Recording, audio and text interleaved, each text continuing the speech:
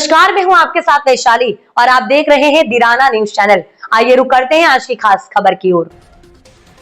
Patna airport पर तेज प्रताप यादव और रवि किशन की मुलाकात, क्या बिहार में नया राजनीतिक समीकरण बन रहा है? नमस्कार दोस्तों, स्वागत है आपका हमारे चैनल पर। बिहार चुनाव जैसे जैसे नजदीक आ रहे हैं वैसे वैसे राजनीतिक गलियारों में हलचल तेज हो गई है। हर दिन रैलियां, जनसभाएं और नए राजनीतिक समीकरण सुर्खियों में हैं।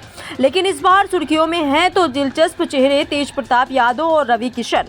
जी हां, पटना एयरपोर्ट पर दोनों को साथ देकर सियासी चर्चाओं में आग लग गई है। तो आखिर क्या है इस मुलाकात के पीछे का राज? क्या बिहार की राजनीति में कोई नया अध्याय लिखने जा रहा है?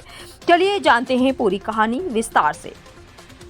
दोस्तों, शुक्रवार को पटना एयरपोर्ट का माहौल उस वक्त गर्म हो गया जब जनशक्ति जनता दल के संस्थापक तेज प्रताप यादव और बीजेपी सांसद रवि किशन एक साथ दिखे। दोनों हंसते हुए बात कर रहे थे और मीडिया के कैमरे लगातार क्लिक हो रहे थे।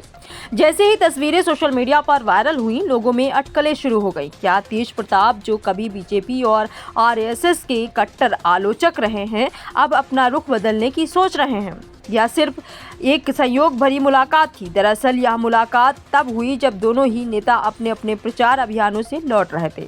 तेज प्रताप यादव, जो अब राजद छोड़कर अपनी पार्टी जनशक्ति जनता दल चला रहे हैं, दिन भर अपने उम्मीदवारों के लिए प्रचार कर रहे थे। वहीं रवि किशन, जो बीजेपी के स्टार प्रचारक हैं, पूर्वी और पश्चिमी चंपारण में एनडीए उम्मीदवारों के लिए रैलियां कर रहे थे। दोनों की उड़ानें लगभग एक ही समय पर पटना एयरपोर्ट पर उतरी और यही हुआ वह सियासी टकराव जो अब चर्चा का केंद्र बन गया है।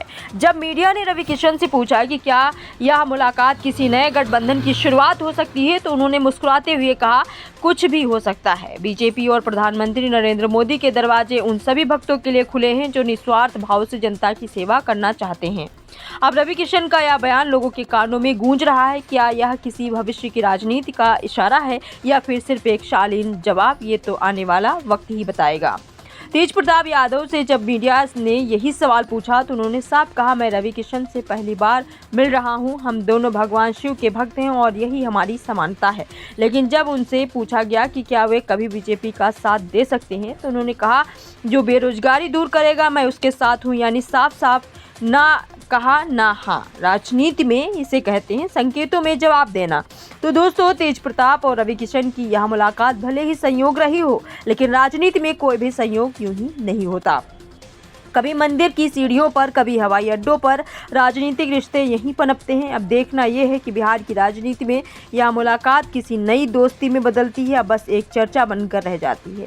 आपका क्या मानना है? क्या तेज प्रताप बीजेपी के करीब आ रहे हैं? कमेंट सेक्शन में अपनी राय जरूर बताएं। अगर आपको यह वीडियो पसंद आया हो तो लाइक करें, चैनल को सब्सक्राइब करें और बेल आइकन जरूर दबाएं ताकि बिहार चुनाव की हर बड़ी खबर आप तक सबसे पहले पहुंचे।